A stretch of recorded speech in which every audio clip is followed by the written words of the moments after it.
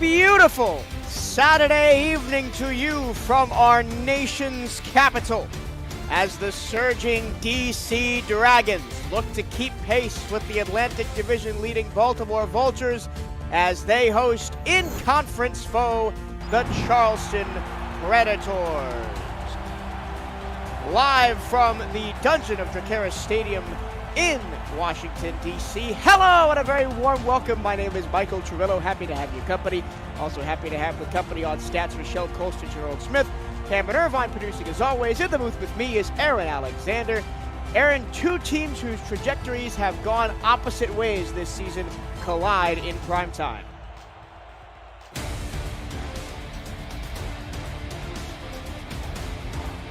We'll hear from Aaron in a minute as we get set for this one. The Dragons have won their last 6 games as Charleston has dropped their last 2. Aaron, are you there? Yep, my apologies for that, mate. Forgot to unhit the mute button. That's probably important. It is. It definitely is. Let the good people hear your dulcet voice. Sure thing, Mike. So, yeah, DC has been on an absolute tear since week 1. Their only loss so far has been to undefeated Baltimore back in week 1. Charleston, they've had their ups and downs so far this season. They lost to Portland 2 weeks ago. They're coming to this one off the bye. Well, if you're going to have a tough opponent like they do tonight in D.C., you might as well get them with 2 weeks preparation. We are all set to go. D.C. in the all-black with white and gold trim. Charleston in the white with black and red trim. And we are underway. D.C. going to get the ball first. And they will start close to the 30-yard line after a nice return by Gus Scott. Here's the D.C. Dragons starting offense. Sebastian Synergy at quarterback, Kevin Say at running back, Chuck Steller, his mate in the backfield. Gus Scott, Ronnie Shanahan, Mike Churchill, and Josh Gill, the wide receivers. Lauren Percoco and Craig Westlake are the tight ends. Offset eye, single receiver out to the left on first down. It's going to be a screen pass to Kevin Say. He is the bell cow for this DC Dragons team, Aaron. Yeah, Kevin Say, since he's gotten to DC, has been the most key piece to their offense. Typically, if Kevin Say isn't doing well, DC doesn't do well. But Kevin Say has been absolutely stellar this season. 622 yards on the ground. Add to that 335 through the air this season for Say. Here's an out route to the near side. Gus Scott picks that one up. Scott, 300 yards on the season as a receiver and 2 touchdowns. Sebastian Synergy really likes to spread the wealth. There's not a receiver on this team with more than 3 receiving touchdowns this season. Yeah, the only person that comes close is the tight end, Lauren Percoco, who's at exactly 3. But beyond that, Sebastian Synergy very much sharing the love with his entire receiving corps. Handoff, Kevin Say, nice blocking by the offensive line, and he gets a first down. Here's the Charleston Predators starting defense. Defensive line, Robert Cherry, Moore Rivers, John Lally, and Thomas Matthews. Linebackers, Ace Singletary and Kevin Brackett. Jack Brown and Eric Hammer on the outside of the linebacking core. Jacob Clear, Mark Martin, Sam Blotner are the corners. Ricky Thornton and John Stamango are the safeties.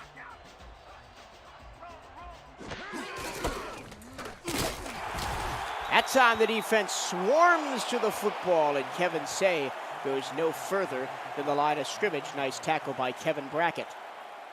Yeah, a great stop on first down there by the Charleston defense. A quick note about this Charleston defense, specifically free safety Ricky Thornton, who currently 6th in interceptions this season with fittingly 6. Out, there's an interception! They tried to set up the bubble screen, and the defense was live to it. Jacob Clear was in the backfield as a cornerback, and Sebastian Synergy threw it right to him. Yeah, Jacob Clear, I think, was playing man coverage from that cornerback spot on Kevin Say, and when Say turned around for the screen, I don't know if Synergy just didn't see him, or what, but what a play by Jacob Clear, and exactly what Charleston needed to start this game. They have great field position to start their first drive of the ball game. That to the list of wacky things we have seen today in the SFL. I don't think I've ever seen a cornerback make an interception from behind the line of scrimmage before. Short dump off pass in the flat to Christopher Ochoa. Here's the Charleston Predators offense. Kentez Johnson, the quarterback. Keith Swearinger, the running back. Terrell Sutherland at fullback. Christopher Ochoa, who just made that catch, is at wide receiver. He is joined by Saren Storm and Davius Reed. Dusty Rourke is the tight end. And on the offensive line, Damian Robichaux and Dusty Wilson. Second down and 8 after the gain of 2. Bunch formation right. Johnson goes that way and will not pick up the first down. Just a yard short is the tight end, Dusty Rourke. Yeah, Dusty Rourke, unfortunately, not quite agile enough to make the cut up field in order to take that for a first down. But that play is going to bring up a third and short situation here for the Predators just outside of DC's red zone. Situations like this are going to be imperative for Charleston if they want to keep pace with DC today. 56% on third down percentage as an offense all season long, and the Dragons slam the door shut. I didn't even get enough time to talk about the defense as Benny Butcher with the hit on third down. Yeah, I definitely think it was the right call going to Keith Swearingen, who currently sits second in the league in rushing yards and yards per rush. As we see, offense is on the field here. Do they snap it or they just try and draw DC off sides? 10 seconds to work with. They've got a full house backfield. I wish they would snap it, but they are not going to. They're just going to burn a timeout. Not the worst idea in the world, but in that situation, you're inside the 30. You might as well snap the ball. Yeah, I think Charleston's going to go ahead and trust the boot of their kicker, Brad Bratchett, in order to get points on the board here early, as opposed to risking a turnover on downs here this early in the ballgame. Brad Bratchett went 1 for 1 on field goals last week. On the season, he's 7-7.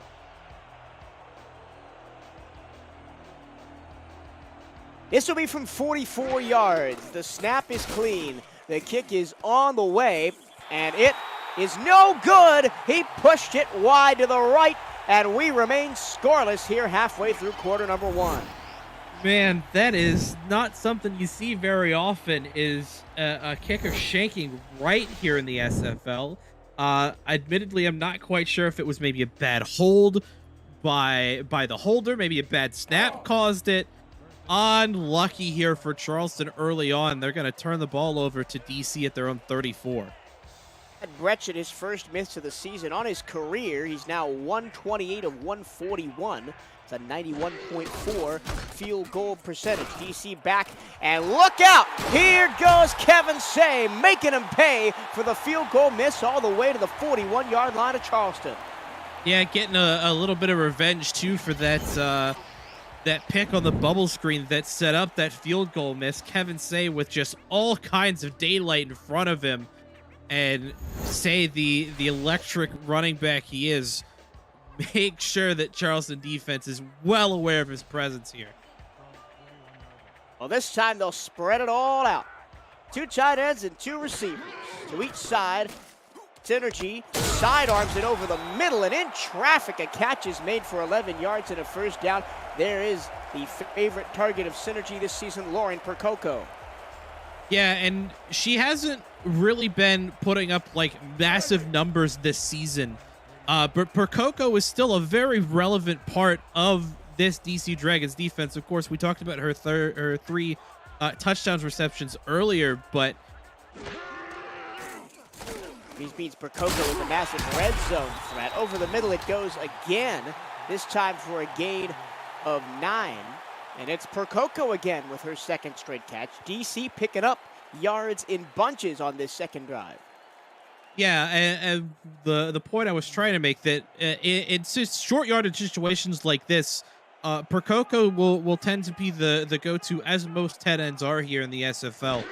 253 receiving yards to go along with those 3 touchdowns. Say bounces off a block, and he has the speed to get into the end zone. Touchdown, DC Dragons.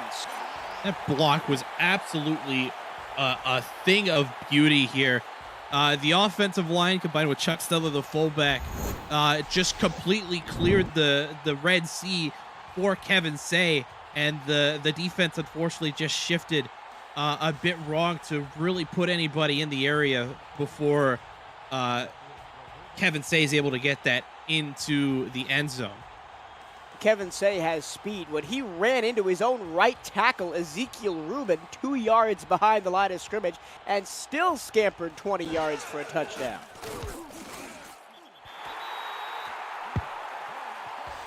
Extra point up and good by Poiti Poiti, and it's a 7-0 DC Dragons lead here in the first quarter. And that is not what you want for Charleston. They had all the momentum after the interception, and then immediately after that comes the missed field goal, and DC marches down the field to put points on the board.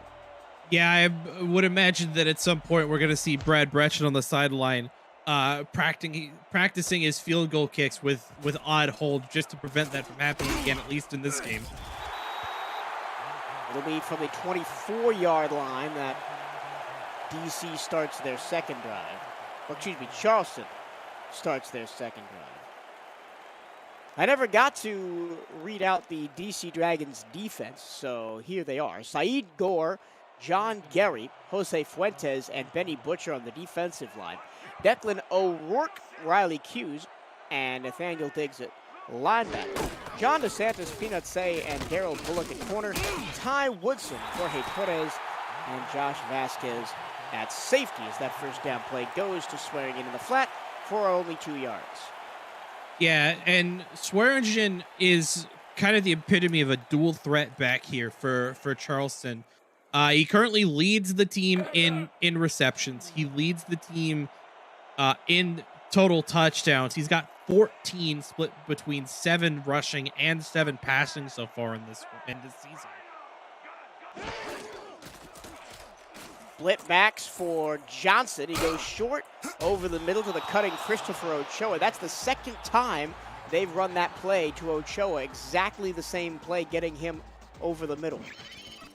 Yeah, and Ochoa, the second favorite target of Kentez Johnson here. He's admittedly struggled a bit holding on to the ball. He's 33 catches on 53 targets.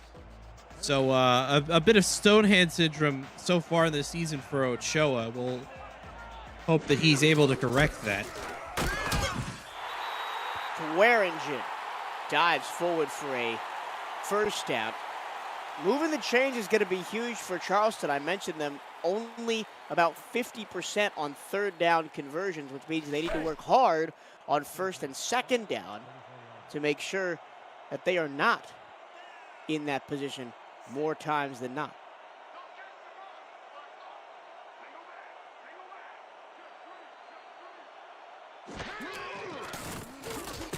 On first down, floated over the middle. There is Saren Storm who makes the catch and rumbles towards midfield for a first down.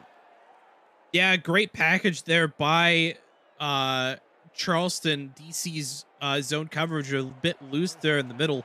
And Saren Storm with his veteran route running, able to take advantage of it for a 14-yard pickup there for DC, or for Charleston. Handoff, Swearingen, nowhere to go. Cut down, gain of only 1. With that last catch, congratulations to Saren Storm, who now has 3,000 receiving yards on his career. Aerial coverage of today's game provided by Dags DroneWorks, aerial photography and videography services for real estate events, marketing, and more. Learn more at dagsdroneworks.com. Quickly approaching the end of the first quarter. Only 3:52 left in the flat to Swearingen, and he gets crushed. He avoided the first defender, but Declan O'Rourke only had eyes for the tackle. Yeah, Keith Swearingen with the spin move, showing the skills he's gained over his 9 seasons here with Charleston in the SFL. But the young linebacker O'Rourke able to assist in making sure that Swearingen gets no further. John Johnson airs it out and has Christopher Ochoa down inside the 10. Touchdown saving tackle made by Jorge Torres. Yeah, and that's just a really nice fade route there by Ochoa. The defense just, again, a little too soft on coverage there. That was DeSantis, the corner, covering. And Kentes Johnson just able to get a beautiful ball to his receiver. And he's going to set up Charleston in the red zone for the first time in this one, hoping to correct the earlier missed field goal.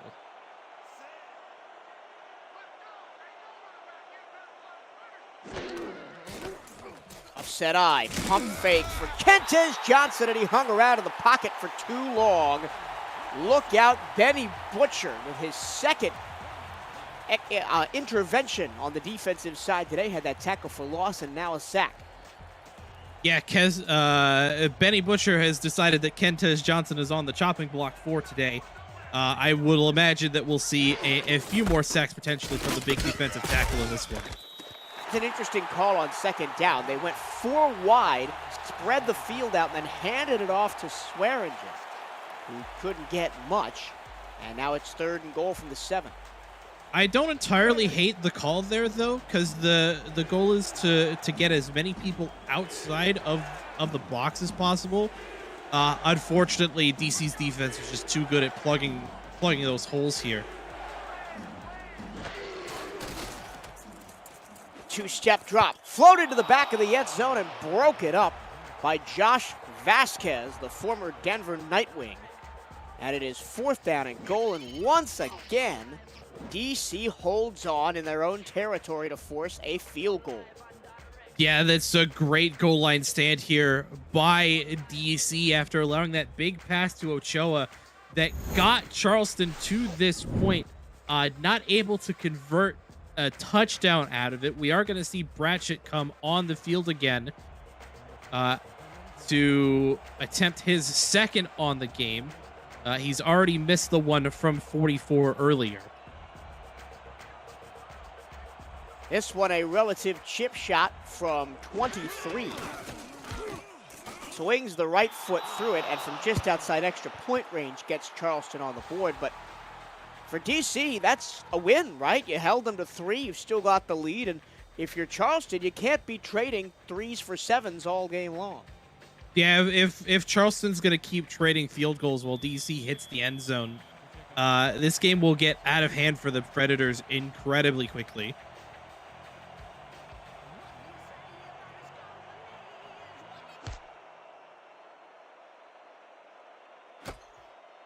Punt, or excuse me, kickoff, pulled in at the 5 and only out to the 25 is where DC will start their next drive. If you're new to the SFL, the Simulation Football League combines traditional sports, esports, and a role-playing game into one. Team strategies are being executed in real time by our simulations as real-life players compete on the virtual gridiron. For more information about the SFL, visit our website at www.simulationfl.net. The SFL, we put the fan in fantasy. Linebackers playing well back on 1st and 10. 3 bunch out wide to the left. They got to hand it off strong side. A broken tackle, and look out. There goes Kevin Say again, and he's going to go all the way to the house for the DC touchdown. One play, 75 yards. Yeah, and I looked like this play was going to be blown up in the backfield by the likes of Eric Hammer, the linebacker.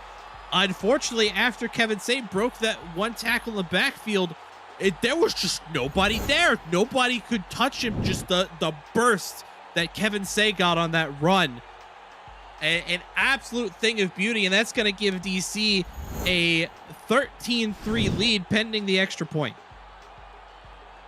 Last game, Kevin Say was held to a minuscule, by his standards, 104 yards and 1 touchdown on the ground against Indianapolis as DC eked out a win 30-27.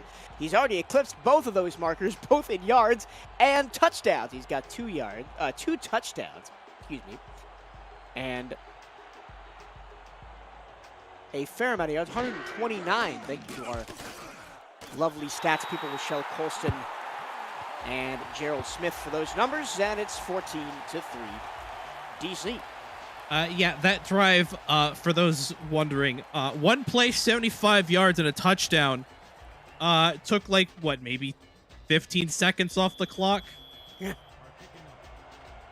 I did mention earlier on the Charleston's last drive that we were coming down quickly to the end of the first quarter. Oh, how wrong I was. No. DC behind the back of Kevin Say is able to extend quarters with quick drives that you don't see coming until they happen.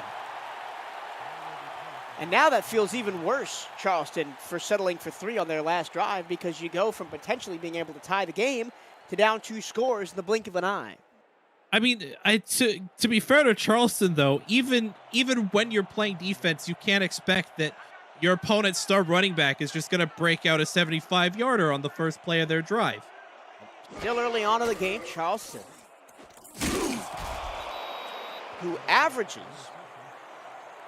just about 30 points per game on offense, has the offensive firepower to get back into this game, although DC averages 30.3 points a game. They are 9th and 8th in that statistical category, DC ahead of Charleston. Where they differ significantly, Aaron, is on the defensive side, especially in yards against. Yeah, DC averages roughly 400 allowed, just under 400. Charleston, right around 425. The key, I think, though, for Charleston to get back in this game is for their own star running back, in Keith Swearinger, to start breaking out the runs that he's capable of. Being, again, Charleston does have the second best rushing offenses in the league coming into this one. Swearinger, 886 yards on the season, good for second in the league that time. Johnson tried to air it out, looking for Dusty Rourke, the tight end, deep over the middle. That was broken up, and Charleston goes 3 and out. Yeah, these first few drives for Charleston have not been what they've needed offensively to keep pace with DC. The Dragons defense has been they've been doing a great job of shutting specifically Keith Swearinger down, but also just great coverage on the rest of the receiving corps for Charleston as well. The punter for Charleston is Jared Roughhead, and he pins DC in decent field position at their own 37.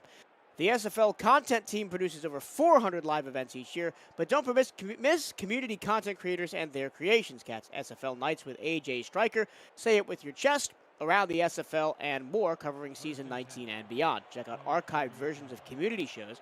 Visit SFL or Simulationfl.net and click the logo of your favorite form of SFL entertainment on our homepage. And off. Oh, he couldn't do it again, could he? No. He's going to be stopped up after a gain of 9.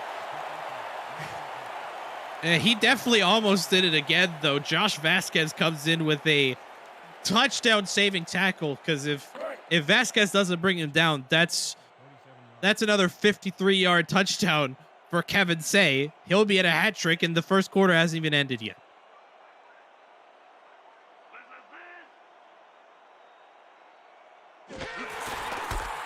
Handoff up the middle. Another great block for Kevin Say to get into the secondary. And he charges into Charleston territory, and that will bring the first quarter to an end. It's the Kevin Say Show on Saturday night in prime time at our nation's capital. 14-3 Dragons on the Simulation Football League, presented by APM Music on YouTube. Welcome back into DC. Michael Trillo and Aaron Alexander on the call for you. We've got Rochelle Colston and Gerald Smith on statistics as well.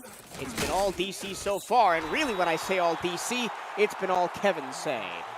I mean, it's admittedly not a surprise. Charleston has struggled this season against the run, allowing an average of 135 yards a game. Kevin Say is already above that. That run eclipses the 150 mark for Say, and it's just the start of the second quarter. Look out! Sabaz Synergy this time spending too much time in the pocket, and he goes down for a sack. Yeah, That was Bob more Rivers. The former #1 overall pick, former St. Louis Gladiator, former Los Angeles Lycan, took a couple of seasons off and is now back in the SFL game.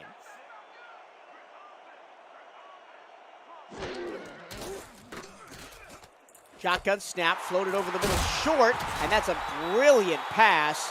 A little bit of a check down read there for Sabaz Synergy, but he finds the open receiver. And it is a first down picked up by Jesse Glover. Yeah, Jesse Glover, one of the backup tight receivers here for DC, gets a nice little juke move to get a couple extra yards there. So credit to the depth of this DC Dragons receiving core, allowing this drive to continue on here for the Dragons. Play action, penalty flag down in the area of a hold. Over the middle it goes. That's the fullback Chuck Steller with the reception, but this one might be coming back the other way. Yeah, we'll have to see what the call ends up being here. It is going to be holding against the Predators. It's defensive holding on Jacob Clear. You don't see that very often, especially on a play that was complete. I thought Sabaz Synergy had just a little bit too much time in the pocket, and then we're going to get an offensive lineman. I didn't even see where Jacob Clear was in the formation, much less where the penalty was. But R62 had it in his sights, and it's 2nd down and 1 for DC. A laser beam over the middle in quadruple coverage, and Mike Churchill comes down with it to set up the Dragons at 1st and goal. Yeah, what a pass by Synergy there on that one. Getting back to that penalty, I think the referee course just saw a bit too much contact on the receiver. Clear was covering off the line, which is what drew that defensive holding. DC, though, back in Charleston's red zone. That's water under the bridge now. It has to be for the Charleston defense. Got to get over it. Pin your ears back here. Try to hold him to 3. That pass goes over the middle to Josh Gill. Tackled by Ace Singletary. Yeah, Synergy starting to spread the ball out a bit more, give Kevin Say some time to rest. He's been an absolute workhorse, so far in this one. And off left side out of a jumbo package. And Say couldn't get there that time. He was stopped up at the 1.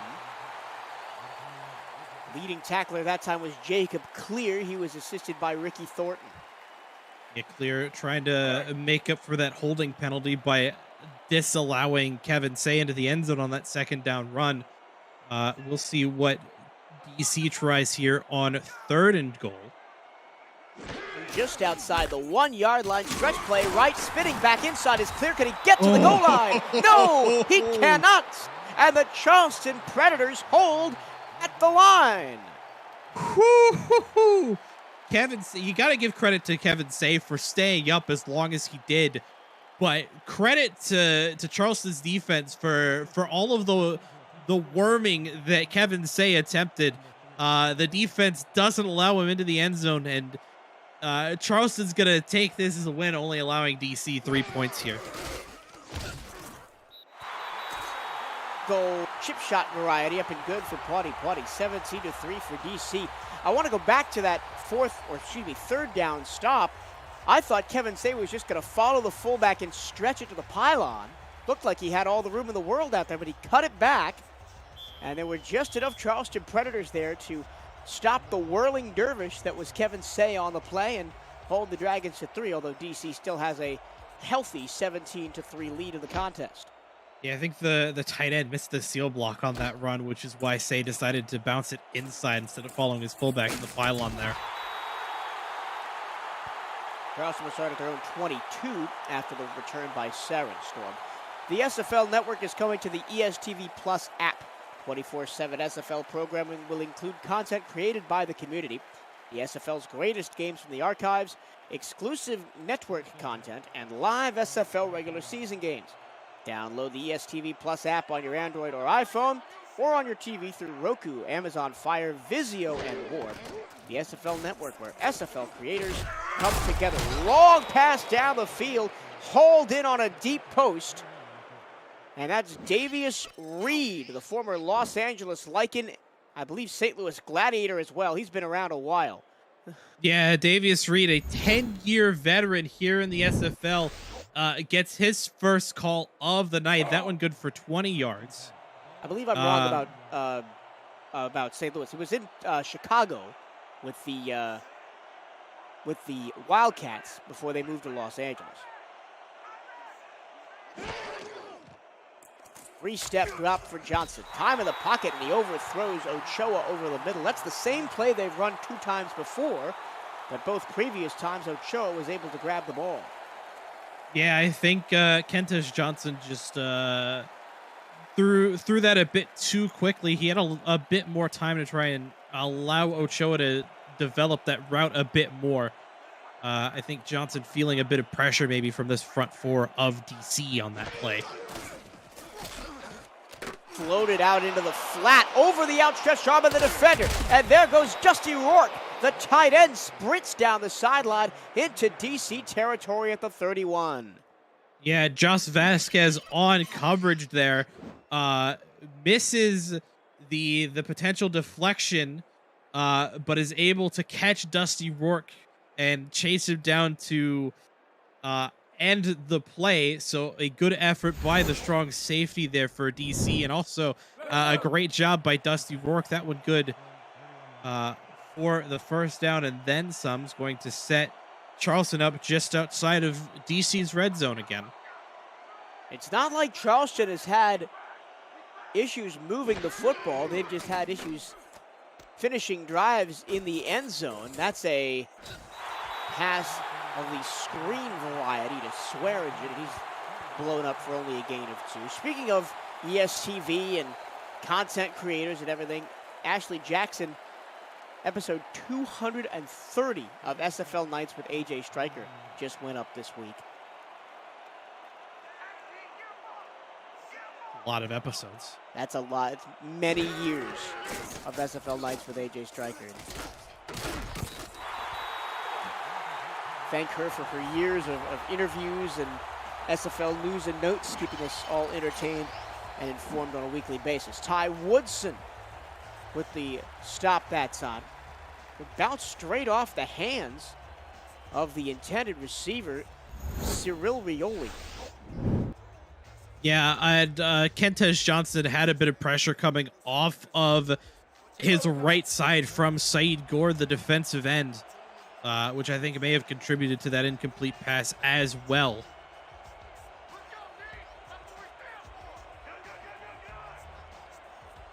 Third and 8, 5 wide it is. Over the middle, into traffic and knocked away.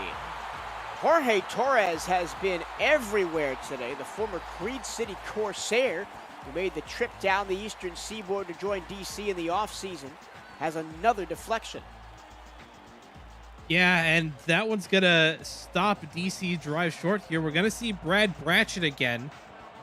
He's already missed one from just a yard shorter of this one. This one for 45. Pushed a 44-yarder ride to the right on the opening drive of the game for Charleston, but this one is straight through there from 45. And Charleston gets 3 more, but it's still 17-6, an 11-point DC Dragons lead. And Charleston really, outside that goal line stand, has not proven that they can stop the DC Dragons offense yet. Unfortunately not. DC currently sitting at just over 200 yards of total offense here. Most of it, of course, being through Kevin Say's legs on the ground. But realistically, Charleston has to find something that works to stop DC. Otherwise, this game's going to get even more out of hand than it already is, and a lot quicker than it already is. Well, we were talking before the game, and we kind of expected a track meet with both teams putting up similar offensive numbers, so it would behoove the team with better defensive statistics, DC Dragons, to be on top. which they are. Kevin Say, the standout performer, 156 yards on 10 carries, 2 touchdowns, averaging 15.6 yards a carry, courtesy of that 75-yard touchdown run in the middle of the first quarter. So that is Synergy back to throw off a shoulder of his intended receiver. That was Josh Gill. And it'll be second down. Yeah, unfortunately, I think Gill just either not prepared for it or heard the footsteps from the Charleston defense. Got a little spooked. Not able to get his hands on that one. John Stamango. Been all 4 of his SFL seasons with Charleston. Synergy, pressure in his face, finds the release valve, and that's Kevin Say down the sideline, breaking tackles into Charleston territory just past midfield. When your release valve is Kevin Say, that's pretty good.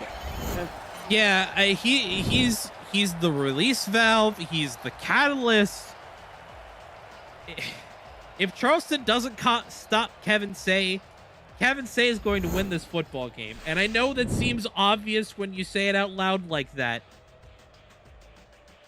But that's just the kind of player that Kevin Say is.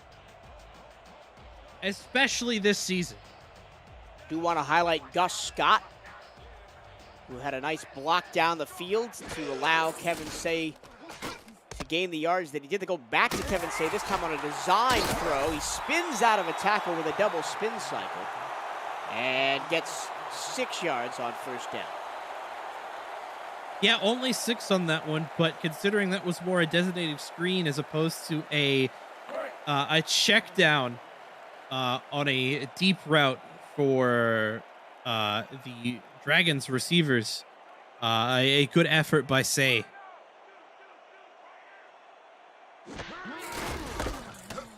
This time, Say takes the handoff up the middle, slides through for a gain of 2 before he's finally taken out by Mark Martin, the corner. In the offseason era, there was a fair amount of roster changeover for this Charleston team. 9 players new to the roster this season. Yeah, the entirety of Charleston's receiving core is new. Half of their defensive line. Both of their inside linebackers. One of them's a rookie. They have a couple in the secondary too. It's a lot of new blood in Charleston, but it's also a fair amount of veteran presence too that they brought in for their first season here in Charleston. Now on the last play, Kevin Say, who else picked up the first down? Jack Brown made the stop in his 11th season in the league, 7 with this franchise, and he is now co-owner of this Charleston Predators franchise, along with Jacob Clear. Low snap, Synergy handles it, fires to Percoco over the middle, and Lauren turns upfield and picks up 9 yards. Yeah, that was a great pass by Synergy to Percoco. Very, very quick ball, too, that allows this second down situation here for DC.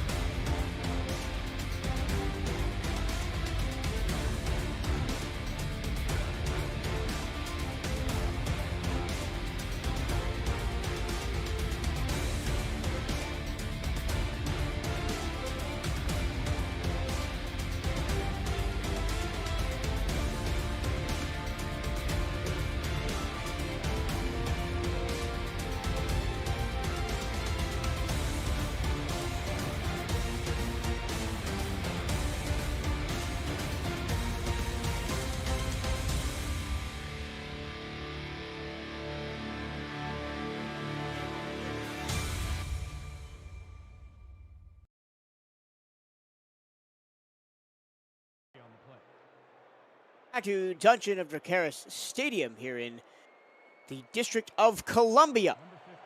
My name is Michael Trujillo, Aaron Alexander alongside me in commentary. Thank you for holding on through a little bit of a technical issue. Right before we went to break, it was a third down try by Kevin Say, which was failed, and now a field goal has been blocked, and by Charleston as we hit the 2-minute warning of the first half. Things are just fireworks going on all over the place here, Eric. Well, I can certainly tell you what I didn't expect to come back to after the technical difficulties was a blocked field goal. I didn't even see who got their hand on it for Charleston. I believe it was Eric Hammer who got back there and got blocked. But the real disaster was in the hold. The snap was good, but the hold took forever. Look out, Kentez Johnson's rolling out of the pocket. He's going to be taken down. The referees are going to say he got a pass away. Riley Hughes was all up in his grill. Yeah, he barely was able to get the ball forward before Hughes got his hands on him.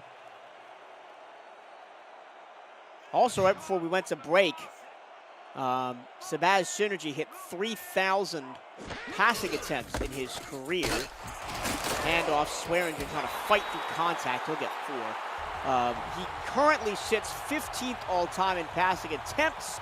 The man in front of him is Sully Richardson, current quarterback out in Los Angeles with 3,087. And that gap's going to keep increasing it's going to decrease for now, but is going to end up increasing since Richardson is still active in the league. Johnson, plenty of time over the middle. That was almost intercepted. O'Rourke got in the way of it. I believe this is going to be a big third down. That pass intended for Saren Storm. And I believe that was actually the third down play, so we'll likely see the punting unit come out here for Charleston. Kentez Johnson earlier this season surpassed 20,000 passing yards in his illustrious career. Spent many a year with Houston, formerly the Hyenas, now the Headhunters. He is 15th all-time in passing yards. He sits right behind Sabaz Synergy with 21,510.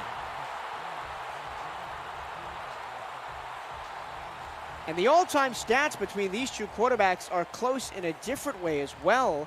They are 1 away from each other in career passing touchdowns coming into the game. Synergy 142, Kentez Johnson 143. Yeah, that number as of yet unchanged. Neither quarterback has thrown a touchdown. It's been all Kevin Say on the ground with the 2 touchdowns so far in this one. Through the air, to the outside, and Gus Scott turns upfield. We're just over a minute to go in the second quarter, so here comes the up-tempo offense for DC. Try to put more hurt on Charleston right before the halftime break.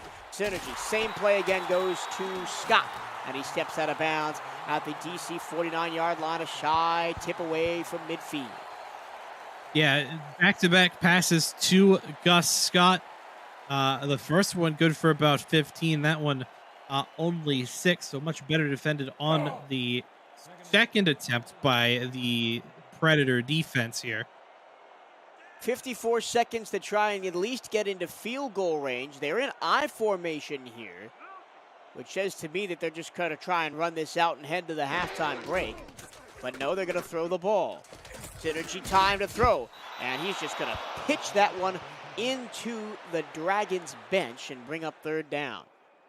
I'm not going to lie to you. With how confident Sabaz Synergy threw that ball, I definitely thought he had found a man open. Nope. Turns out just launching it out of bounds.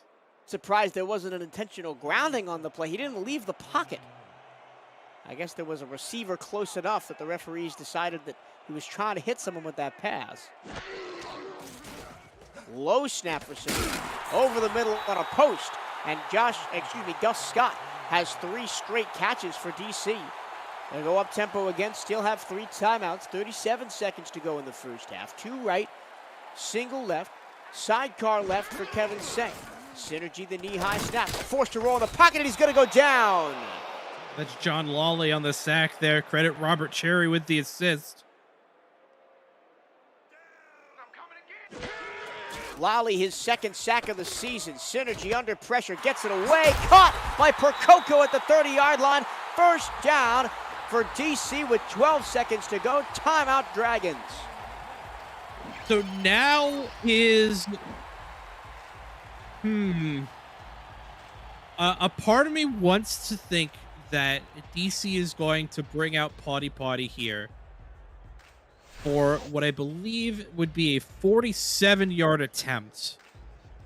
They could also, being they still have 2 timeouts, they could take a couple shots for the end zone. It looks like Potty is going to get the call, though.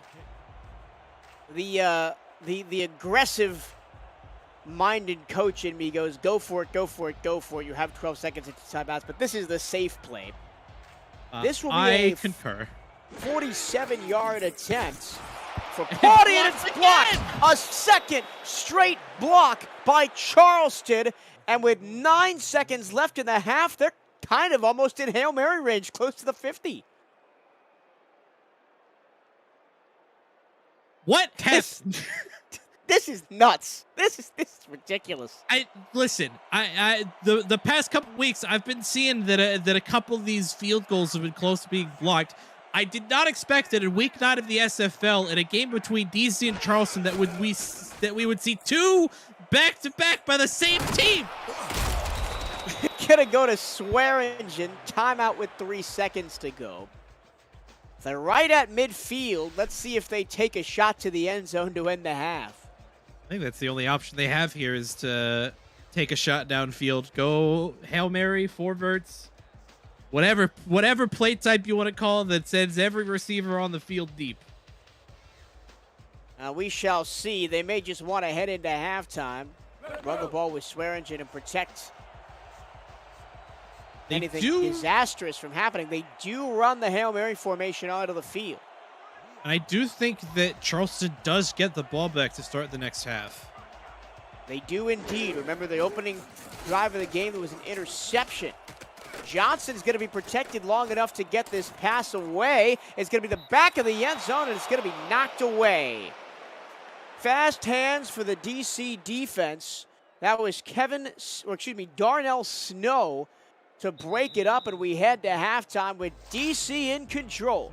17-6, an 11-point lead. It's been the Kevin Say Show so far. Aaron Alexander, what say you about that first half? I mean, besides Kevin Say, it's been a story of special teams blunders. That pun was completely intentional, by the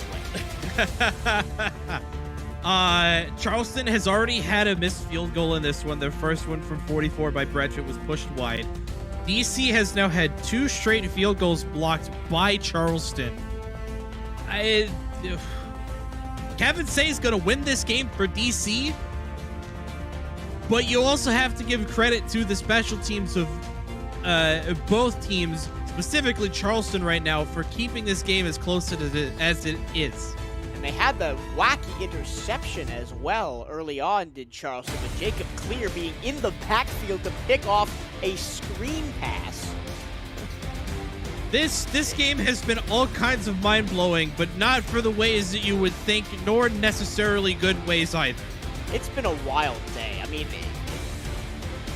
I wasn't watching live, but before we went on air today, Cameron Irvine showed us the wacky, deflected punt that was picked up for a first down. I've never seen that before. Yeah, so real quick, just to put it into perspective, it was the snap went over the punter's head. The punter picked it up to the back of his own end zone, gets the punt away, hits off the back of a Houston player, gets picked up by a Lone Star, typically Hank Rotrell, the Lone Star tight end, who's able to get it for a first down. What's even funnier is that it was a blocked punt, and they said that the punt was blocked by the punter. Make it make sense. I don't know about that one, but yeah, I mean, it's been a wacky day altogether, and this game has its fair share of wackiness, but cutting through the red tape of the hilarity has been a fantastic day for Kevin Say. 164 yards on 14 carries, 2 touchdowns. Obviously, the 75-yard touchdown run, the highlight of the ball.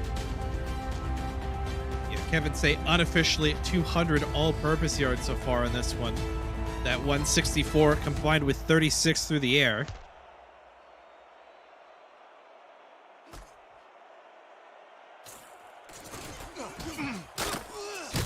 Turning out to the 24-yard line of Charleston. That's where they'll start the ball. They need something to go right on offense. We have somebody new in chat here on YouTube. Frosty Times, welcome to the Simulation Football League. Check out our website at simulationfl.net for info about the league and its 28 teams, all the places you can watch live games, plus links to apparel from Sector 6 and SFL mini helmets from 97 Sports Promotions. See all the league records, team stats, player leaderboards, and the rankings of the next class of SFL talent, and so much more. Simulationfl.net, your home for everything SFL. And if you want to be in that next class of SFL talent that could join the major leagues next season, jump onto our Discord server that you can get there through our website as well. And you could be on the field making big plays, having people like Aaron and myself call out your name as early as next season. All right, back to live action. 2nd down and 10 for Charleston from their own 24. They'll go 2 tight ends left, 2 receivers left, single right, sidecar right for Swearingen. It's going to be a check down to Swearingen. He's got nowhere to go. He picks up 1, if that. Leading tackler on the play that time was Riley Cuse. Yeah, and as you can see, Swearingen has been really struggling so far. Only 9 yards on the ground, 14 through the air. That's 23 yards total for Keith Swearingen. He's been incredibly quiet considering how dominant he's been for Charleston's game plan in this season. Floated out to the far side. That's Christopher Ochoa. He's been the most consistent target for Johnson today. 4 out of 6. Gets him no closer to the first down, and a 3-and-out to start the second half for Charleston. There's been a little too much of this for the Predators in this game. Yeah, the Predators need the pendulum of momentum to shift quickly in their direction. Otherwise, DC is just going to keep their iron fist wrapped around it for the remaining 21 odd minutes in this one. This will be returned, not for a long time, by Gus Scott up to the 34. And what do we see from DC here in the second half? They've got an 11-point lead, not out of the woods by any stretch of the imagination. Do you think they still run it with Kevin Say, or do they try and air it out a little bit more to try and put this game away early? If it ain't broke, don't fix it. The Kevin Say show has been working. You don't cancel the show that has the best ratings on your network, right? I would agree, and so do DC. They go back to Kevin Say, and he goes 11 yards and picks up a first down on a design screen. Yeah, I think DC's game plan in this one is just going to be to keep feeding Kevin Say. Charleston's defense hasn't really found an answer for him either on the ground or in the pass game. So until Charleston can figure something out, I don't see why DC would feel the need to change it up at all. Kevin Say on the sidelines here as DC elects to go 5 wide on first down from their own 45. 7 in the box, but only a rushing 4 is Charleston. Plenty of time to stand in the pocket and fire over the middle. That pass is complete, and it'll be a gain of about 8 for Glover. Of course, I say DC's going to keep throwing fastballs. They decide to say, hey, no, you're wrong. Here's a changeup. Commentators. Sorry, go ahead, Aaron. I'm going to say commentators' curse is its finest. Oh, look out. Kevin Say breaking tackles in the backfield. He gets a block. He's got the speed inside the 20, and he's going to be down inside the 15-yard line. Jacob Clear with the touchdown-saving tackle. And can I highlight Josh Gill with the massive block to spring Kevin Say. Yeah, it looked like Thomas Matthews was going to stop this one in the backfield, but a combination of just how good Kevin Say is combined with that great block from Josh Gill pushes Kevin Say to the 200-yard mark on the dot in rushing yards. Charleston has a problem on their hands, and his name is Kevin Say. At formation, Say up the middle, following his blocker. He's going to get a first down inside the 1, which was the only way they could have gotten a first down. Last time DC was in this position, they could not put it in the end zone, was forced to settle for a chip shot field goal. Yeah, DC, especially with this field position, definitely wants that to not happen again. Charleston just needs to hold on for dear life at this point. We talk about Ben not breaking a lot. They need to become an iron wall, a curtain, even. Handoff, Say, left-hand side. He powers his way behind the O-line into the end zone for a touchdown, his 10th rushing score of the season. Everybody throw your hats on the field. That is a hat trick of rushing touchdowns now for Kevin Say. And I don't know what else to comment on except that Kevin Say has decided to say goodbye to Charleston's defensive stat line. Just following the fullback in the offensive line, simple as you like. Fall forward across the goal line and put 6 more points on the board. Party on for the extra point. Aaron, I want to shift gears a little bit here and talk about conference standings. Because in the Atlantic Division, which both of these teams are in, it's kind of a division of haves and have-nots. There are the haves of DC and Baltimore, who sit 6-1 and 7-0 respectively. Then there are the have-nots. Carolina and Charleston, 3-4 and 2-4 respectively. And a loss today by Charleston, I believe, eliminates them from not playoff contention, but divisional contention. Yeah, a loss here would completely remove them from the title picture, depending on the results of that Baltimore-Indianapolis game that's currently happening over on SFL Twitch. But as it stands right now, with Baltimore being up 21-7, Charleston would be out of contention for specifically a division title. Yeah, there's still a way back in for Charleston, maybe at 6-6 to back their way into the playoffs, but they got to start winning and start winning soon. DC, however, it's been a revolution on in our nation's capital for the DC Dragons this season. Into traffic and incomplete. John DeSantis was the first defender to it. Christopher Ochoa the target. Yeah, this season has been a massive turnaround for DC. They weren't the worst last season. They did go 7-5, losing to Tulsa in the first round of playoffs. But right now, 6-1, currently looking to extend that further here against the Predators. Win tonight would equal their win total from a season ago.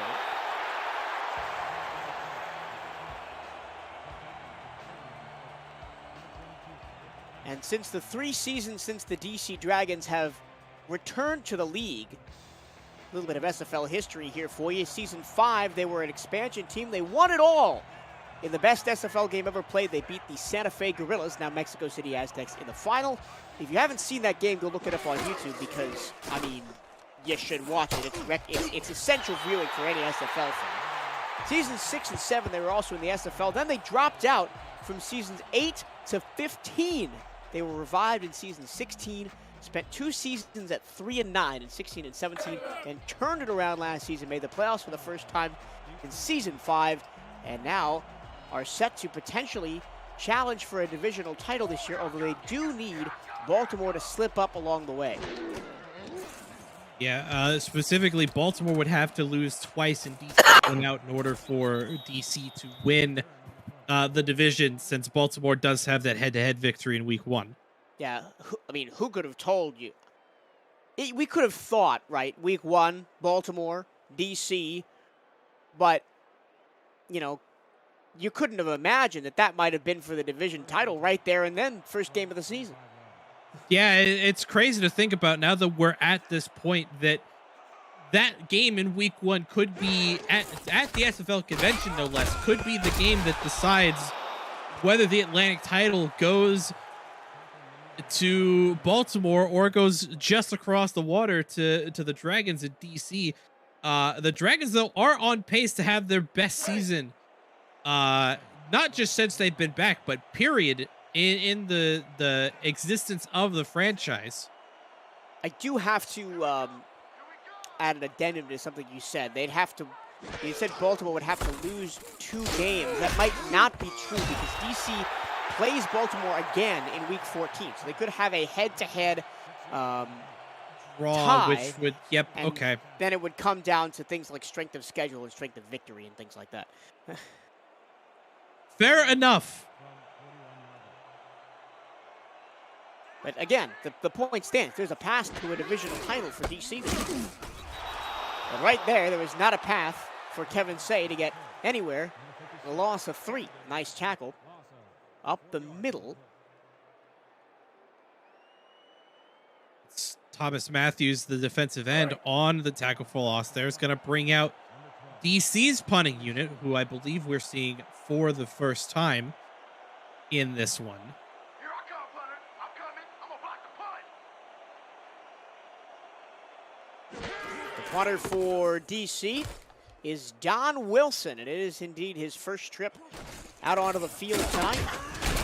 And he will back Charleston up to their own 30-yard line. While we were debating and dissecting the divisional matchup here in the Atlantic, Charleston went 3 and out. They've gone 3 and out on both of their first 2 drives to start the third quarter. And actually, this third quarter has been kind of slow on the offensive side outside of that DC touchdown. It's been 3 punts, and then that 5-play, 64-yard drive for DC, buoyed by the long run by Kevin Say, and then the Kevin Say touchdown. Yeah, it's been, in a way, it's been good because, you know, Charleston's defense is finally stepping up in a way that they have desperately needed them to. I fear it might be a little too late for Charleston, especially since they still haven't really found a way to stop Kevin Say apart from that last drive. Out, Kentez Johnson going backwards. I believe that's John Gary. No, it's Benny Butcher again. That's his 2nd sack of the game and 3rd tackle for loss. Yep, it took like 2 quarters, but Benny Butcher puts Kentez Johnson on the chopping block yet again.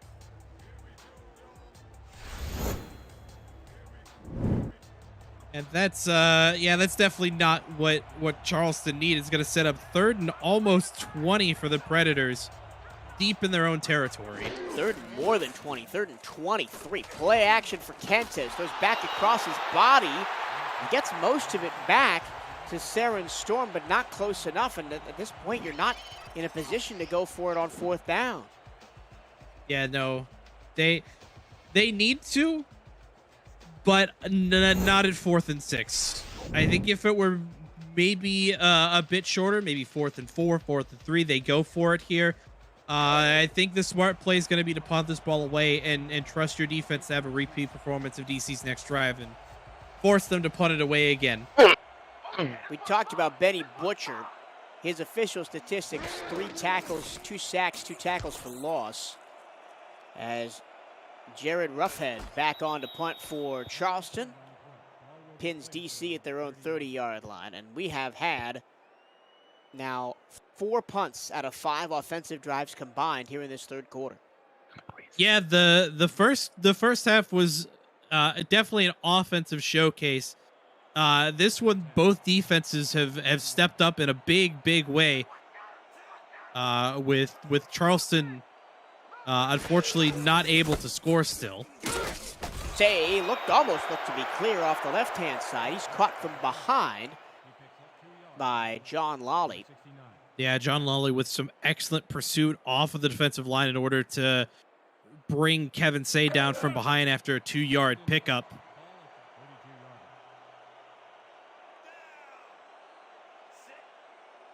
Second down at 8. Split backs.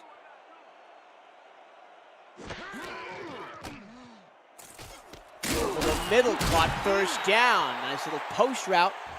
And that's the first catch of the game, or no, the second catch of the game for Mike Churchill.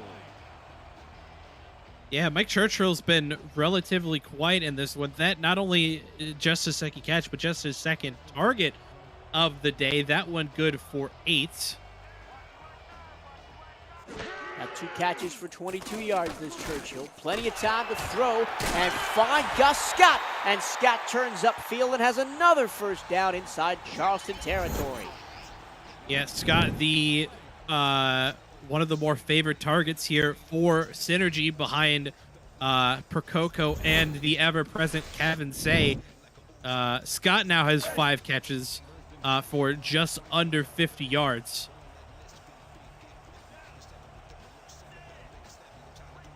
Offset eye this time. 2 tight ends to the right. Look out for number 20. He dots the eye. He goes to the strong side. And, oh, the block was there on the outside, but not through the middle as Jack Brown charges through to get the TFL. Yeah, and it's a great TFL by the veteran outside linebacker here. He's going to set up second and long. That one a loss of 1 to Jack Brown's credit. Jack Brown, number 4 all-time in the SFL in total tackles, 1,228, and that one is intercepted. Look out, it's taken away by Mark Martin. Yeah, Sebastian Energy throws his second interception of the day. And again, it's another short yardage situation that the cornerback just cuts very, very well on the route. And Charleston now, they're on their own side of the field, but they're very, very close to midfield now. That could be the momentum shift that Charleston needs to get back in this one, being down by 18.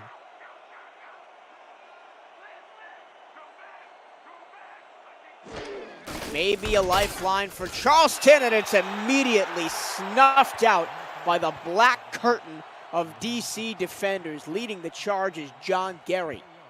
Yeah, assist by Peanut Say, the cornerback, coming in on that run on rush assistance there. And that is not the start of this drive that Charleston needs at all. Johnson, 5-step drop, floats to the far side for Saren Storm, who rumbles out of bounds, gets some of those yards back, and it's going to be 3rd down and 5. But again, a 3rd down and kind of long here for Charleston. They've been stuck in this situation all day, like Groundhog Day.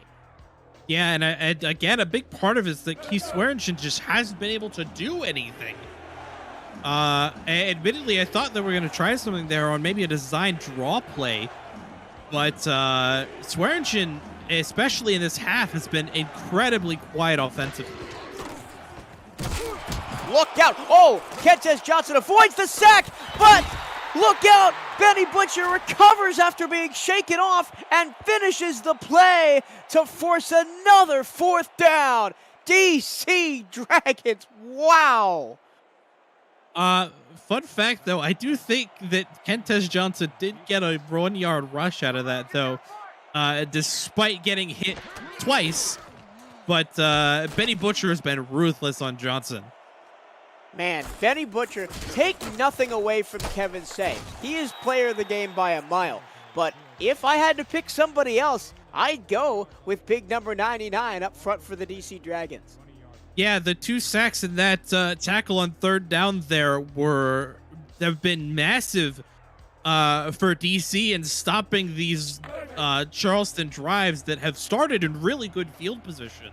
And another unusual thing has happened, right? You don't usually see defensive linemen recover that quickly after being shaken off by quarterbacks. You usually see either the quarterback take off and run. And man, both running games in this 3rd quarter have just stalled and crawled to a halt, as that's another tackle in the backfield for Stamango. But impressive athleticism for Butcher, who stands at 6'3", 307, to get back to his feet and then find the quarterback again. Yeah, Butcher is very, very agile for a big man. Hand off. Say, maybe a little bit tired. Earlier in the game, he'd be trucking Robert Cherry, but that time pulled down, 3rd and 9. Yeah, it's going to bring about the end of the 3rd quarter here, though.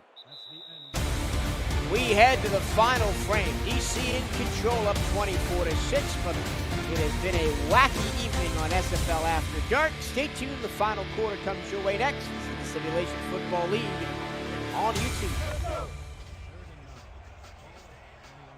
APM Music is unrivaled music to bring your stories to life, inspiring every production with the world's most robust and constantly refreshed music collection, state-of-the-art technology, and world-class customer service. APM Music is the official soundtrack of the Simulation Football League. Sabaz Synergy wants to play some music, but the only tune he'll be playing is a sad one on the world's tiniest violin, as he's picked off again by Mark Barton. Yeah, Mark Barton picks up a second. Sabaz Synergy now 3 interceptions. That pass intended for Mike Churchill on a deep fade route, but well covered by the cornerback there. And Charleston finds himself again with good field position after a turnover. Good Lord, Charleston, please score. To explore APM Music's library and to find the best tracks for your project, visit apmmusic.com. Swearingen nowhere to go, as he only picks up 2 right to the midfield stripe. And that's right, Aaron. Charleston has only scored 6 points, but they have been gifted great field position 3 times by interceptions, including the one in the first quarter that ended up in the missed field goal. It put them, at the 35-yard line of DC. Yeah, unfortunately, though, DC's defense has just been too good for Charleston to really do anything with. Swearingen double spin as he gets free down the numbers. 1 man to beat, and he's going to be taken down to the 10-yard line by John DeSantis. That run by Keith Swearingen off of the Mark Barton interception could be the spark here in the first to ignite this comeback by Charleston. They're only down by 2.5 scores. They're in DC's red zone now for the first time this half. They're only 10 yards away. They have 4 chances to give it 3 chances to get there, because more likely they'll try the field goal on the 4th. But, oh boy, this game got exciting real quick. Interested, how do you calculate half a score? Roughly 3.5 points. I suppose we'll go with that. Over the middle, incomplete, 2nd down and goal. It makes sense in my head.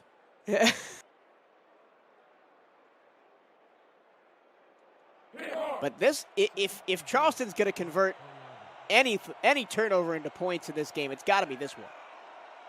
Yeah, into a touchdown, I might say. They've converted into a yeah, if they don't convert this. Kentez Johnson, and Kentez Johnson goes down. The offensive line melts like a hot knife through butter. And this time, I don't remember. Who got back there? Was it Billy Blanks? Yeah, that's the backup defensive tackle Billy Blanks coming in to give Benny Butcher some rest time. Everybody getting in on the act for DC. Now 3rd and goal from the 11. Johnson steps up in the pocket, deflected into the air, and incomplete. It almost looked like Kentez Johnson was going to take off for a half second there. He should have, because we're going to see Brad Bretchett come on again. He's 2 for 3 on the day. This would be a 28-yard field goal attempt here for Bretchett. Again, Charleston unable to convert a turnover and excellent field position into a touchdown. All 3 times they've been in the red zone today, they've had to settle for a field goal. Bretchett up, good, 24-9. I think Charleston's going to attempt an onside kick here. It's technically a 2-score game. Charleston now down 15. They would need a 2-point conversion to complete the comeback to tie it. 2 if they want to take the lead in this one for the first time. They're going to kick it deep. I'm not mad at it. Charleston's going to trust their defense here. From the goal line, Gus Scott breaks a tackle, only gets to the 23. But if Kevin Say breaks out of his current Funk and starts picking up first downs and chunks of yardage, this may be game over. I will have to agree with you on that one. There's still a lot of time left, though, for the rest of this game to develop, to be fair. Just under 9 minutes to go here in the fourth. Nice snap for Synergy. Corrals it and lets it go. And it's caught, blown coverage behind the defense. And a broken tackle as well. Mike Churchill got intercepted last time. This time he takes it for 6 points. Yeah, so instead of Kevin Say breaking out of the funk, is Mike Churchill replicating the fade route that got picked off on their last drive. Savaz Synergy finally gets his first passing touchdown. He now ties Kentez Johnson in career touchdowns. Both now sit at 143. DC goes back up by 3 scores. And I think that's the final nail in the coffin for the Predators. There's still time left for them to come back. They are capable of scoring 3 touchdowns in 8:47. But with the way that DC's defense has been playing, I don't really see it being likely. I think that's the dagger to the heart of Charleston's comeback hopes in this game. And really, you can't blame the defense because they've given up right now their average points per game, right? Yeah. But if Charleston had scored their average points per game, we'd have a tie ball game. So it's really been the Charleston offense and vis-a-vis the DC defense that has failed to make use of the situations that the defense has put them in. And I'm actually going to credit more to the defense of DC than I would blame it on the offense of Charleston. We know that Charleston tends to run their offense through their rush game of Keith Swearingen. DC has typically been not that great in defending the run this season. But as of right now, they've only allowed Keith Swearingen 8 rushing yards. Swearingen has been a lot better through the air. He's got 55 yards receiving. But the fact that the DC Dragons defense have held Keith Swearingen, who has been averaging 153 yards a game, to 8, it's really impressive how this DC defense has turned around the rush attack. It's another sack. Man, the front 4 of DC have been immaculate all game. That's the 3rd sack. Throw the hats on the field again. This time for Benny Butcher. He's got his 3rd sack of the game on Kentez Johnson. Yeah, Benny Butcher's going to have an Orca special in the butcher shop come Monday morning.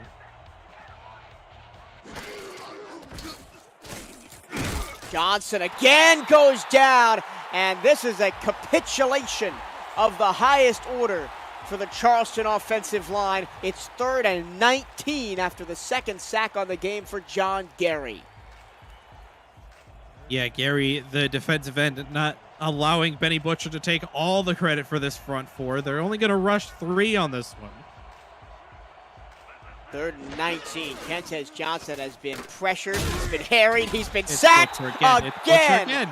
Butcher again for number 4. 3 straight sacks on the drive, a loss of 16 yards combined. Yeah, they're going to credit that as a half sack between him and Riley Cuse, the outside linebacker coming in on the blitz. And Roughhead gonna punt this one from deep in his own end zone. His heels on the back of the end zone. He steps backwards. That'll be a safety. That was almost blocked again. And it's going to be that went straight up into the air and straight down. DC has the ball at the Charleston 38, a 38-yard punt. Yeah, it's going to be a net of 31. Line of scrimmage on that punt, the 7 of Charleston. DC, though, they've got real good field position again. We saw the Churchill fade route. Realistically, though, we're probably just going to see a lot more Kevin Say than we already have. Say with the 2 armed guards, 1 on each elbow. He's going to get the ball. He's going to run away from a defensive lineman who's chasing him. He's going to run in to a tackle by John Stamango. And he's going to pick up 6 yards before then. Yeah, that comparison that just popped up on the screen there is the tail of the game. The fact that Kevin Say now sits at 218 yards rushing, while Keith Swearingen sits under double digits, which we typically don't see unless it's like the first drive of the game for Charleston. Out of the backfield to Say, pushed out of bounds after a gain of only 2, bring up 3rd down. On the season, Kevin Say with 662 yards, and I'm going to do a little bit of quick math here. And that's 662 yards coming into the game. That's not the Career. not adding in tonight's game. Handoff left side. And Cameron Irvine has done the math for me. It's about 80 yards per game for Kevin Say this year. He's blown that out of the water by more than double.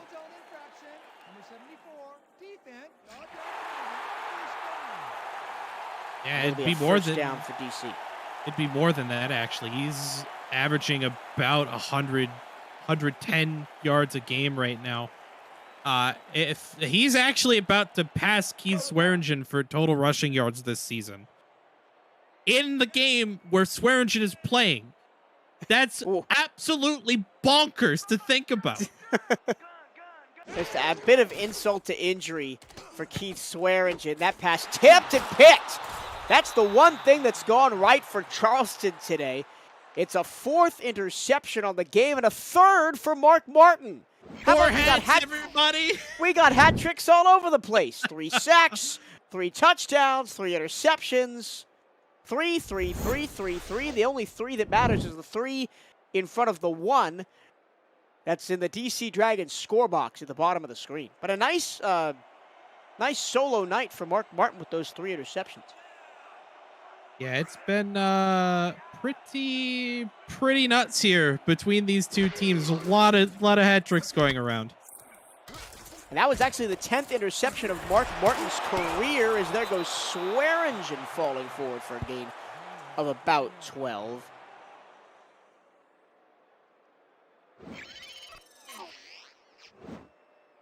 Now up to 6 interceptions on the season is Martin, tying him for the team lead with Ricky Thornton, who has not gotten his hands on a ball tonight.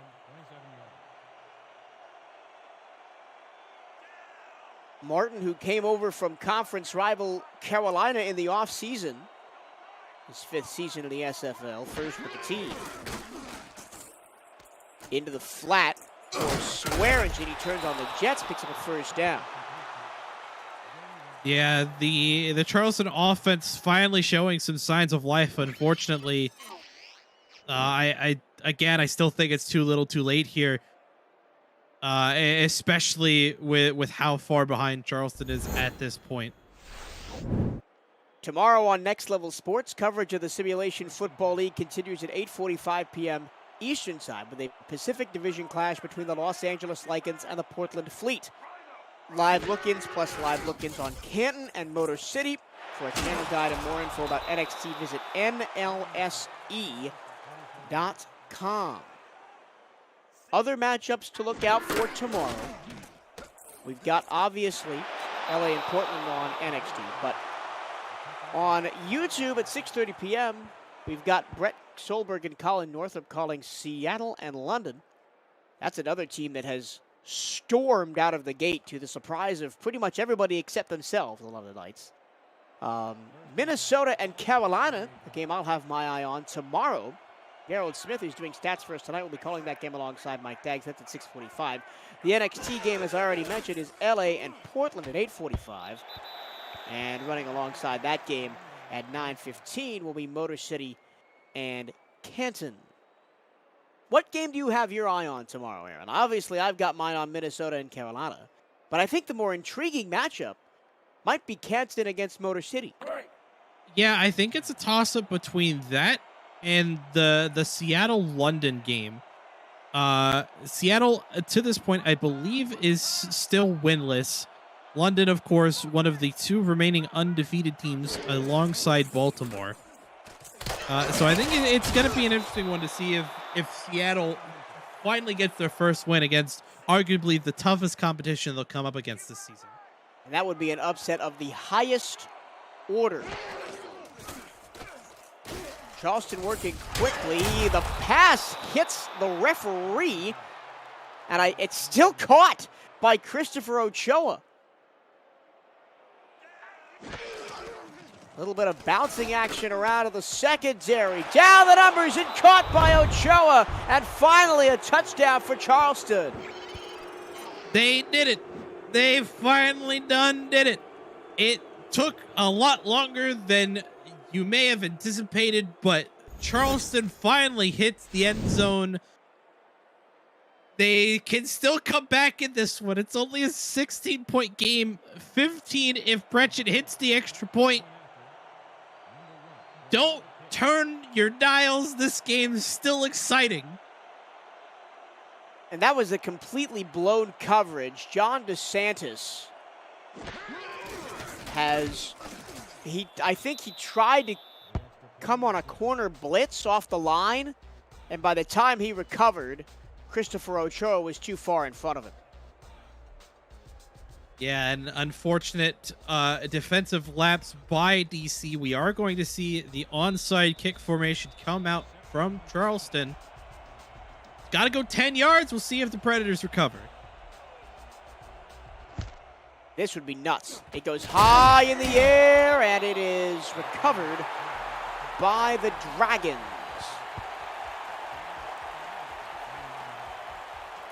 DC going to have it on Charleston's 39, so give it a 1-yard return on the onside kick.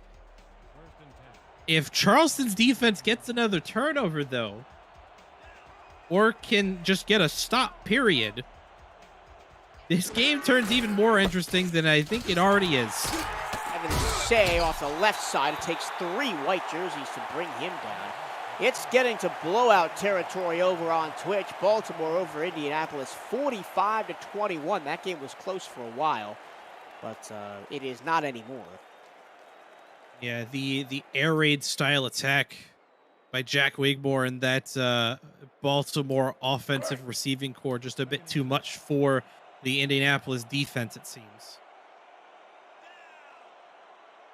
Next week, a bit of a weird one in the SFL. We've got games on Thursday and Friday. And only 8 games we played all together. Say wrestled down short and wide to gain 3rd and 2. Charleston does play next week. They'll host Sioux Falls down at Fort Moultrie Memorial Stadium.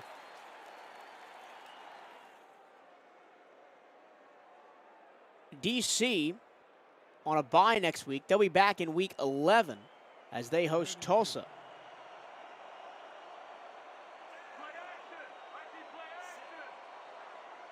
This is a big play right here for the Charleston defense. Can they get off the field? On 3rd and 2. Everybody watching. Kevin Say, who dots the offset eye. Strong side to the right. He'll get the carry and be driven backward by a wall of Predators. Yeah, that is the stop that Charleston needed, unfortunately, with 2.5 minutes to go here. And with Potty potentially coming for a 47-yard field goal. Charleston may not be able to catch up still, but they are going to make this game interesting as we hit 2 minutes. We'll have to wait for the 2-minute warning for the field goal attempt by Potty. He's 17 of 18 on the season before tonight with a 94.4 field goal percentage. Will he hit it? Stay tuned to the SFL presented by APM Music on YouTube. Michael Trevillo, Aaron Alexander bringing you this one. SFL After Dark on Saturday night. Thank you for spending your Saturday with us. Lots of other things you could be watching in the sporting world tonight. Glad you were tuned in here on YouTube. This will be about a 47-yarder. Potty puts the right foot through it, and it's good. Officially from 48. And that takes the lead up to 18.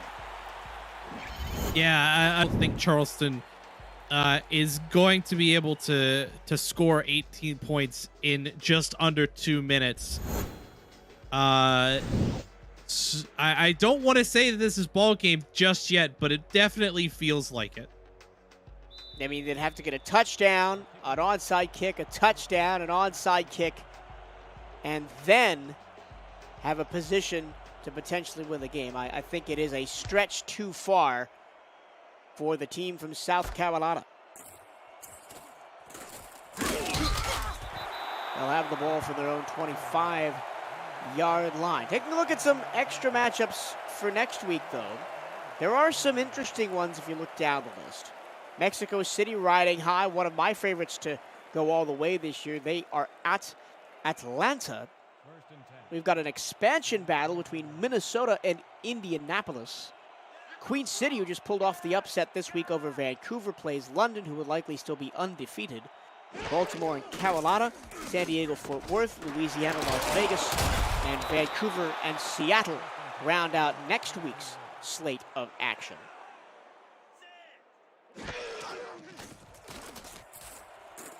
Johnson down the field, knocked away. I believe he was looking for Dusty Ward.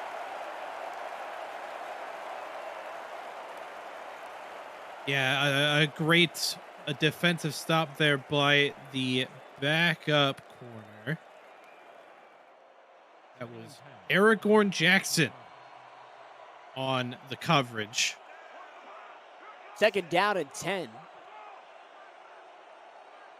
5 wide, Johnson alone. It's all slants. It goes over the middle. The pass is into traffic, and I believe hauled in by Scott. Yes, it is. That was impressive by Saren Storm. Free play over the middle. Christopher Ochoa with the grab that time. Forgive me, on the last play I read the wrong roster. It happens to the best of us. And that's going to be a free play. I think Charleston definitely going to decline this penalty and be down inside or close to the red zone. Yeah, that was number 57. That's the backup inside linebacker, Debo Kenobi. A bit jumpy on the line, showing blitz that gets caught offsides. 1:21 to go, just outside the 20-yard line for Charleston. 3 to the right, single left.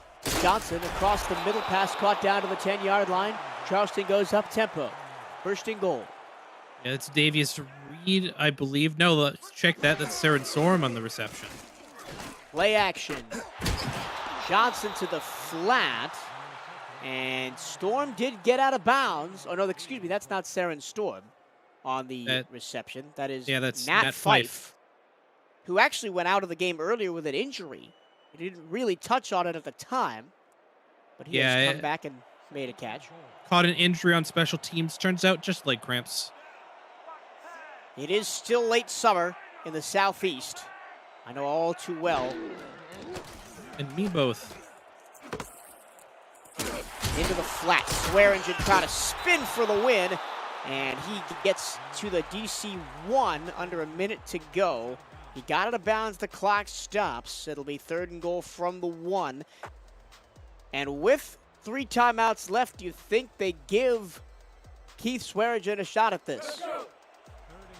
With how smothering DC's defensive line has been, not only toward the run game, but toward Johnson also, I don't think so. Whatever it Maybe is, a Johnson's pass going to get flat. out of his hands quickly. It's tipped and incomplete. He was looking for a receiver in the back of the end zone. It's broken up by Snow, and it's 4th and goal at the 1. I think we'll see Charleston's offense stay on the field. I wholeheartedly agree with you. If we don't, words need to be had with the offensive coordinating staff over in Charleston. I believe that is Jacob Clear. Offense stays on the field, trips right, single left. Johnson in the flat to Swearingen. He's got a lot of work to do, and he can't do it. He is a yard short of the goal line. Riley Hughes brought him down, And DC takes over, and they are in kneel-down territory. Or maybe not. They can't kneel it down because they're on their own 1-yard line. Yeah, Swearingen just a bit too far in the backfield to try and make anything of that. They are going to have to run this one with Kevin Say in order to get out of their own end zone. 7 in the box for Charleston. Expect all of them to be coming downhill. Handoff. Kevin Say, oh no, it's not Kevin Say, that's the backup. Kevin Samuels, but he does get it out far enough. Charleston starts burning timeouts, and now I believe we will see the victory formation. Yeah, I think you're right. Because the victory formation will only back them up like, what, a yard each time? Well, it's going to go I formation, so it's not victory yet. I think they want the first down before they start going victory form. Samuels will pick up that first down, and now this game is well and truly in the books. Yeah, because that's going to be, they kneel on first down, Charleston burns the timeout. They kneel on second, game's over. Time to talk player of the game. We've been talking about it a little bit off and on, Aaron. I think you have to give it to Kevin Say. 226 on 28 carries, 3 touchdowns on the ground, 5 receptions for 49 yards through the air. But, I mean, I want to give it to Benny Butcher. I really wanted to give it to Benny Butcher. 5 tackles, 6 overall, 3 sacks, 3.5 sacks, actually, 4 tackles for loss. Yeah, you got to give credit to Kenta's Johnson. He threw for almost 400 yards in this one. 376 yards for Johnson, but he was sacked 5.5 times. Well, I guess 6 times. You can't have a half sack on offense. Yeah. Yeah, six total sacks. That's, oh boy. That offensive line for Charleston is going to get an earful from Jacob Clear in the locker room. It'll be wind sprints this week in practice for the O-line. Although Charleston's defense played very well, especially in the secondary. 4 interceptions, 1 for Jacob Clear, 3 for Mark Martin, although the offense wasn't really able to put those opportunities to good use. Only 1 sack on the day, courtesy of Moore Rivers. Yeah, like, I definitely wouldn't call this a bad game for Charleston. I think DC just had the right game plan to counter what Charleston wanted to do. So I'm looking at this stat sheet, and the fact that Keith Swearingen didn't even hit double-digit yards is still baffling to me. Terrific job by the DC front 7. We highlighted Benny Butcher. John Gary also got in there for a couple of tackles. Riley Hughes blitzing from the linebacker spot was excellent today. They held the team from South Carolina to 7 rushing yards, whereas Kevin Say, the standout of the game, got 226, including a 75-yard touchdown. That was the big momentum swing midway through the second quarter, and DC never really looked back in the air. Yeah, no, there were a couple times where it looked like Charleston had the momentum to come back in this one, but the defensive DC just shut it down before the thought could even finish in the minds of Predator fans. A couple of milestones we hit today. Keith Swearingen didn't actually get to 10,000 yards. He was 53 rushing yards away. He is now, 46 rushing yards away, so look out for that next week. Saren Storm got to 3,000 receiving yards. Sabaz Synergy got to 3,000 passing attempts. Those are your milestones that were hit in today's game. DC goes to 7-1, just 1 game back of Baltimore in the Atlantic Division. Remember, they play again in Week 14. That'll be a big matchup towards the end of the season to potentially decide a division champ. Charleston, unfortunately, falls to 2-5. They are now officially eliminated from Atlantic Division contention. They could still sneak into the playoffs, back their way in. as a wild card team if they were able to finish at 7-5 or 6-6. But it's a long way back for the Predators this season. They're going to have to figure something out offensively because tonight it just didn't work. Yeah, and it's real unfortunate because especially late in the second half, it looked, again, like Charleston was piecing something together finally. And that's no surprise. Kevin, say your player of the game. 25 yards, the official number, 3 touchdowns, 50 yards in the air, 28 rushing attempts, and the showpiece 75-yard touchdown run. That'll do it for us tonight from our nation's capital. For Rochelle Colston and Gerald Smith on stats, Cameron Irvine is our producer as always. Aaron Alexander on the call with me. My name is Michael Trevello. Saying so long, and we'll see you next time.